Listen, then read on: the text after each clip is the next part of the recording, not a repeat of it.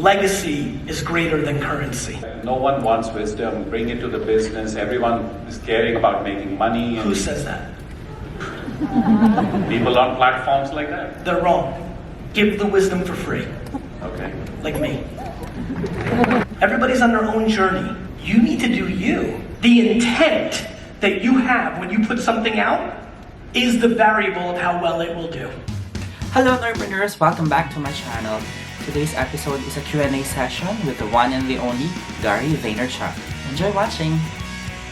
Do I have to come off as an expert? Can I be there with people? Can I record conversations? I love document, don't create. Yes. Can I record conversations with people that are just real and put it out there? I want to be able to create this one place where it maintains the relationship without me having to be an expert, because honestly, I'm figuring it out too. It's a great question, brother. I appreciate you saying it. The biggest issue in our game right now is people thinking they have to fake it till you make it. Guys, faking till you make it was good when the internet wasn't around. Now people hear the bullshit coming out of your mouth. Every single kid that's ever tried to fake it until she or he made it in a meeting with me lost.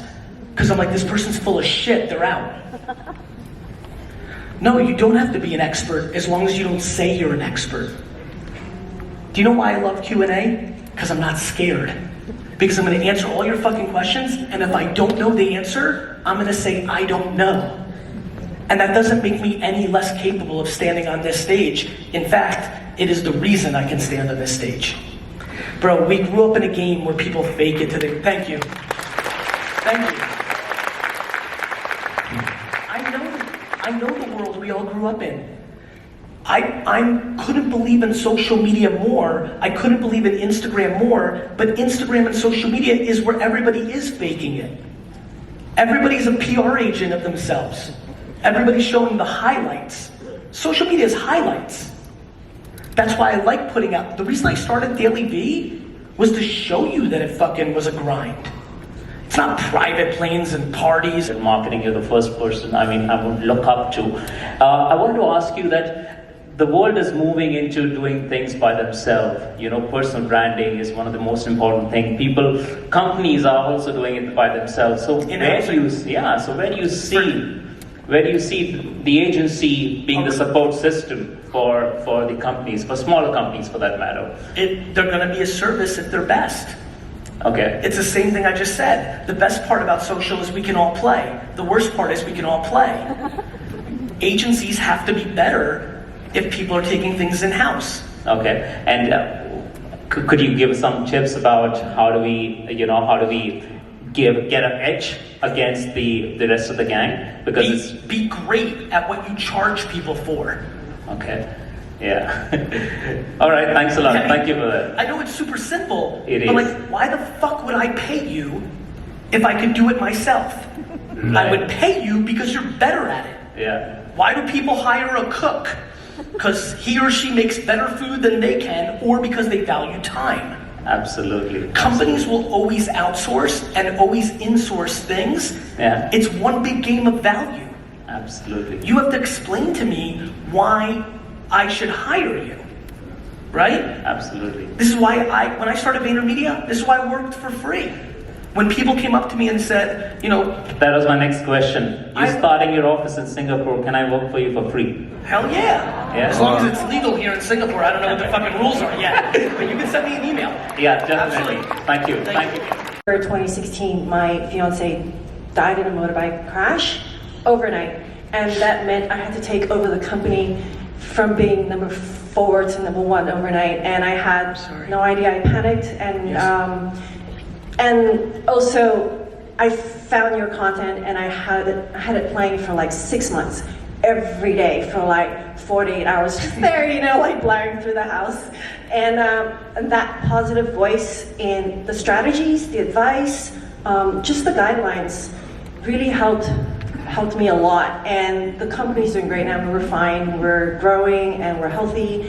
And I just wanted to say that I decided to put your voice in my head because it's the closest to my fiance's, except it's in English. And Extremely flattered. And so I came here because I wanted to say thank you for all the content that you've put out there. It's really great. It's helped me a lot. It saved my ass. And you rarely get a chance to say thank you in person. I'd like to do that. Thank you very much. Thank you so much. For you My to team? drive your Yes. brand, and what is it going to look like in 6 months' time, and why will it change? It's a great question. So anybody who's looking to go crazy extreme like I have with content on an individual basis, I believe that you need a writer. I believe that you need a video person who can not only capture but can post, produce, and publish. I think you need a designer, image. So I believe those three things are completely required to go all in.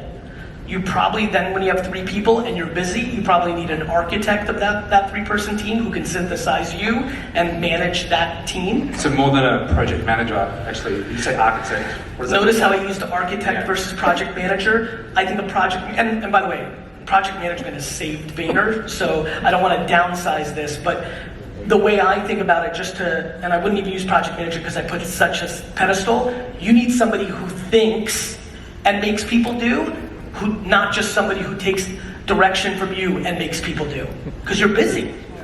You know, I think the big thing with me that's so crazy is I know that I'm Gary Vee. I run a $200 million, 1,000-person global company every day. I'm the CEO and COO. I'm not in an ivory tower. I'm in my shit. I'm on HR calls. I'm on I figured out this by accident. Right? All these pieces of content you see is me living my life and it's just being captured. And it's only 10% of my life. So you need those people. I think you need an audio engineer, similar to the video person, somebody who can strip the audio and upload to a podcast, because I think a podcast and audio content is a requirement in 6 months. So look, you're talking about a 4 or 5 person team. Awesome, thank you. You got it. Last year, and I listened to you. I follow your advice, create content every day, and it helps me. That's how I grew my, I have 2 million followers in Instagram right now, and that's how I grew my YouTube with 1.5 million subscribers, which is growing, so I thank you for that. Wow. Congratulations. So my questions to you is simple. You mentioned that create a video that you care about, not creating some things that you think will be popular, and I totally agree with you. But at the same time, you also care so much about how your audience, your end user, react on your content. So how do you balance between the two? By producing every day. I mean, like, Think about it. yeah? When you produce so much content, today, I'm just gonna make something I wanna make, because tomorrow, I'll make something that you want me to make. When you're not crippled, every single piece of content, you can accomplish everything. The framework of producing content every day gives you permission to do many things when you look at it over a year, not over a day. Okay. If you're crippled by every piece of content, well, then you have a struggle. When you realize that you're putting out 53 pieces of content this week, or 7, or 5, well, all of a sudden, you can do whatever you want on every individual piece of content, because you don't have to achieve both contrarian goals in a single piece of content. The reason I just put out that piece of content is everybody's falling into a trap of making content that works on the platform. Yeah. Or you know what works, so you keep doing it, but then eventually it becomes boring for you or for them. It's very important to mix up your content, otherwise it becomes stale, either for the person that makes it or for the audience that consumes it. It's why I do Q&A. The first 20 minutes was something you've heard 5,000 times. I just believe in it so much that I will say it every day for the rest of my fucking life. It's now when you may hear something completely different. That's why I innovated to Q&A, to put me in a position to make it more interesting. Okay. You got it? Thank you. Had my own awakening, sort of like a spiritual breakthrough. Yes. And I left my family, I've left the family business as Yes. CEO, started from all over again, zero. Yes. And I was on a mission to give wisdom to the world, to Okay. bring wisdom to the world. Amazing. And I've been doing that for the last 20 years to businesses, CEOs, people in general. It's amazing. Teaching people about mindset and meditation. Now I want to grow the brand, scale the business to reach more people globally. Yes. But now I hear a lot about that no one wants wisdom, bring it to the business, everyone is caring about making money. Who says that? People on platforms like that. They're wrong. What do you advise I do? To bring fucking wisdom.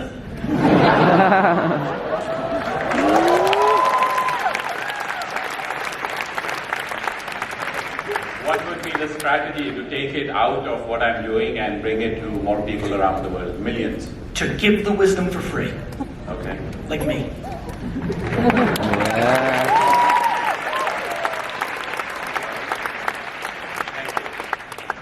And you know this, when you have no money, you want money. When you get the money, you want the wisdom. Everybody's on their own journey. There is no right answer. Right. Whether I say it or other people said something else, which I don't know, but I'm sensing, you need to do you. Legacy is greater than currency. Wow, that's a good line. Thank you. I like it too. And I don't know what you're doing. Could get caught, and when I say could, 99%, when you know that you're putting out something for free, that what you really want is for them to sign up for your online course, you're fucking dead. Guys, there's a reason you like me more. I'm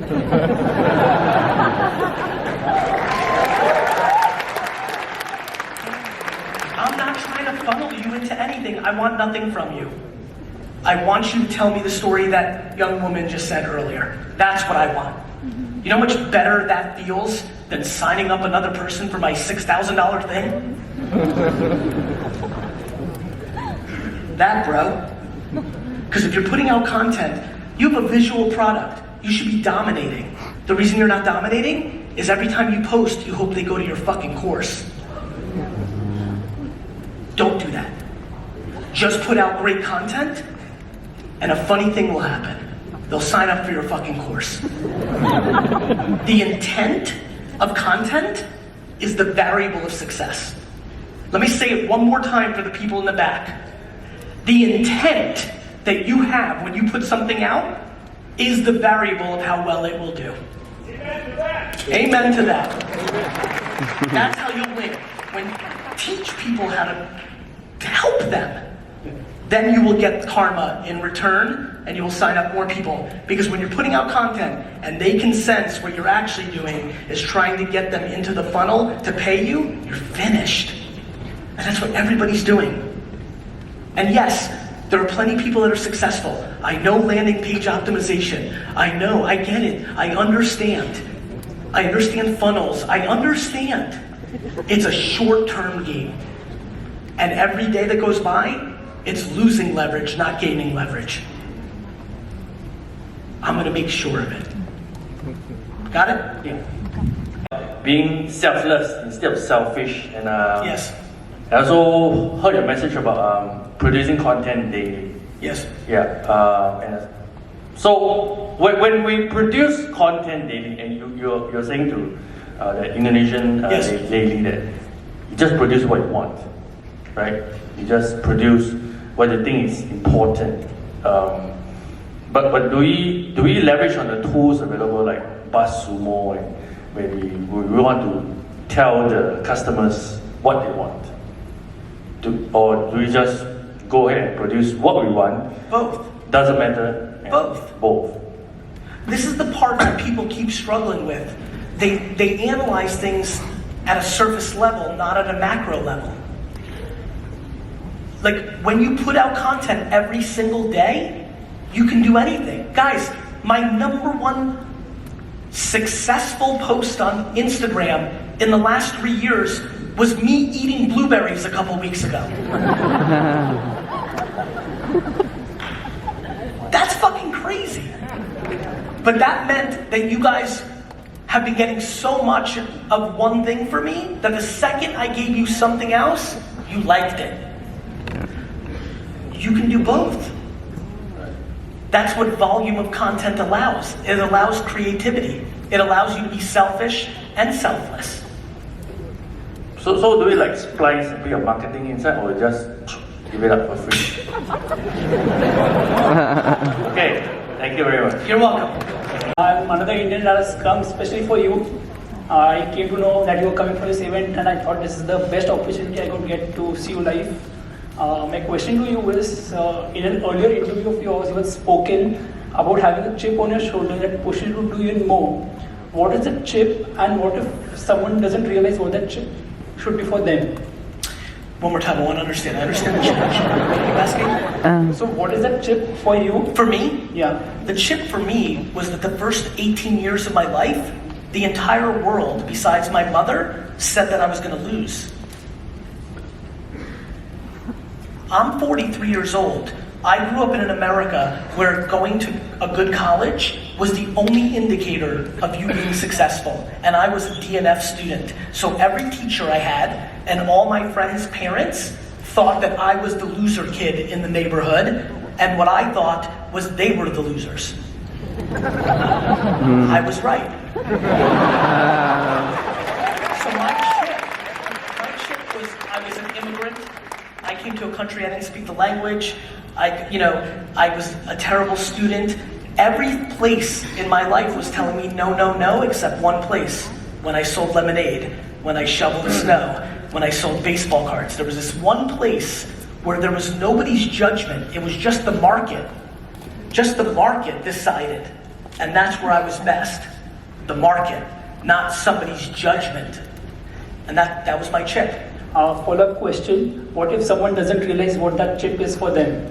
Then they won't be able to execute. Because if you are not self-aware about your own feelings, you are vulnerable. The question is, are you not willing to look? A lot of people in this room aren't willing to look because it's too painful to know where it's coming from. When most people's biggest problem here is a parent. That's not fun. That's not fun. And so I'm empathetic to that.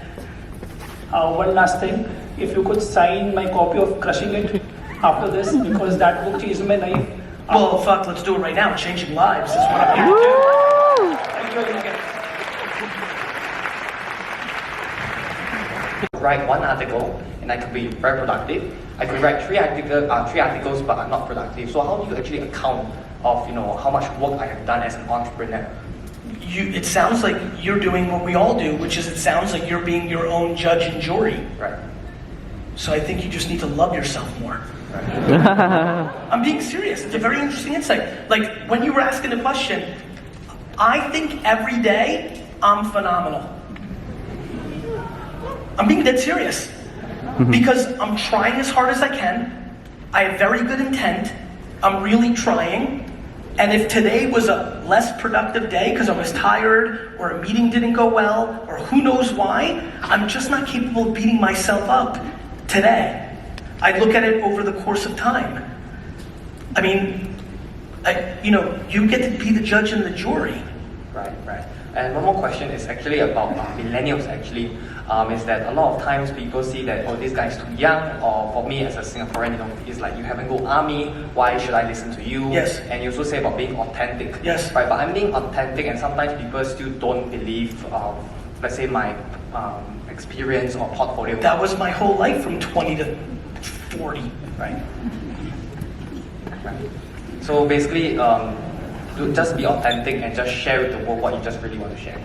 What's the alternative? Make shit up? You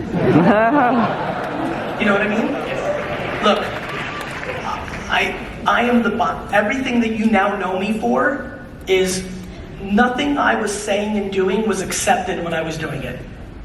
Guys, I launched an e-commerce business in 1996. People thought the internet was a fad. Email, Google AdWords. I started one of the first YouTube shows ever. I invested in Facebook and Twitter before anybody had ever heard of it. Tumblr, like Uber, like everything. I started having a man follow me with a camera 3 years ago. People thought that, like everything I do, you're gonna be you can't be upset and try to convince people who are gonna judge you on age. You just need to move on to the next person and figure out which one's not gonna judge you on age. And by the way, youngsters, take it from everybody. Who's over 40 here? Raise your hands. Raise it high. Us with our hands up. We lived in a world where 100% of 20-year-olds and 25-year-olds were not listened to.